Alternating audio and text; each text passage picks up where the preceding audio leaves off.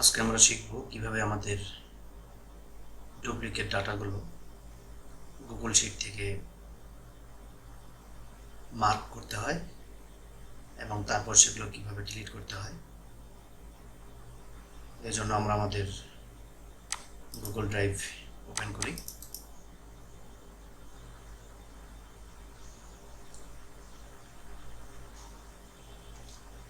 এখানে দেখুন দুইটি ফাইল আছে।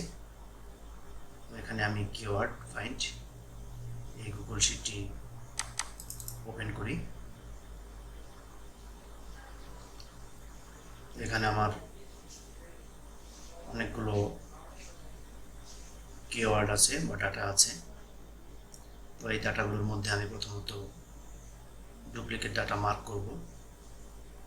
সেটা মার্ক করার জন্য আমাকে প্রথমত কলামটি সিলেক্ট করতে হবে। তো এটা এই কলামের আন্ডারে আছে, আমি এই কলাম সিলেক্ট করে দিলাম। এই কলাম সিলেক্ট করে দেওয়ার পর আমরা চলে যাব ফরম্যাট অপশনে। ফরম্যাটের আন্ডারে নিচের দিকে আমরা কন্ডিশনাল ফরম্যাটিং এখানে ক্লিক করে দেব। এখানে দেখুন ডান দিকে কিছু অপশন দেখাচ্ছে। এখান থেকে ফরম্যাট রুলস এর আন্ডারে আমরা একটি অ্যারো বাটন দেখতে পাচ্ছি। এখানে আমরা ক্লিক করে দিলাম। তারপর নিচের দিক থেকে আমরা কাস্টম ফর্মুলা এই অপশনটি সিলেক্ট করে দেব।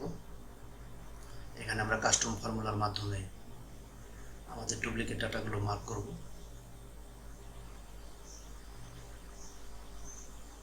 তারপর নিচে থেকে আমরা ভ্যালু অফ ফর্মুলা এখানে আমরা আমাদের সূত্রটি বসিয়ে দেব। আমাদের ডাটাগুলো যেহেতু এক কলামে আছে, এই জন্য আমরা এই সূত্রটি ইউজ করব। এখানে দেখুন লেখা আছে equal countif equal countif first bracket a:a, comma a1 first bracket is greater than 1। আমাদের ডাটাগুলো যেহেতু এই কলামে আছে সেজন্য সূত্রের মধ্যে এ ইউজ করা হয়েছে। আবার ডাটাগুলো যদি সি কলামে থাকতো তাহলে আমরা এরকমভাবে সি ইউজ করতাম। এর সূত্রটি কপি করে নিই। তারপর আমরা এখানে পেস্ট করে দিলাম। তো আমাদের ডাটাগুলো একটি কালারের সাথে মার্ক হয়ে গিয়েছে। দেখুন ডুপ্লিকেট ডাটাগুলো। তো আমরা এখানে ইচ্ছে করলে মার্ক করার কালারটি চেঞ্জ করে দিতে পারি। আমরা ইয়েলো কালার দিয়ে দিলাম। দেখুন এখানে ইয়েলো হয়ে গিয়েছে। তো এখানে আমরা কালার দিতে পারি। তারপর আমরা নিচের দিকে ডান বাটনে ক্লিক করে দেব। আমাদের ডুপ্লিকেট ডাটাগুলো মার্ক করা হয়ে গিয়েছে। দেখুন এগুলো হচ্ছে আমাদের ডুপ্লিকেট ডাটা। এখন আমরা এই ডুপ্লিকেট ডাটাগুলো ডিলিট করব। এই জন্য আমাদের এটা সিলেক্ট থাকবে। সিলেক্ট থাকা অবস্থায় আমরা ডাটা এখানে যাব।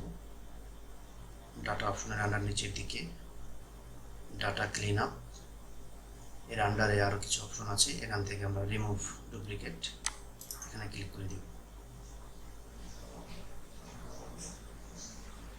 এখানে দেখুন 1005 rows and 1 columns selected। তারপরে এই বক্সটি এরকমই থাকবে, columns to analyze। এখানে সিলেক্ট অল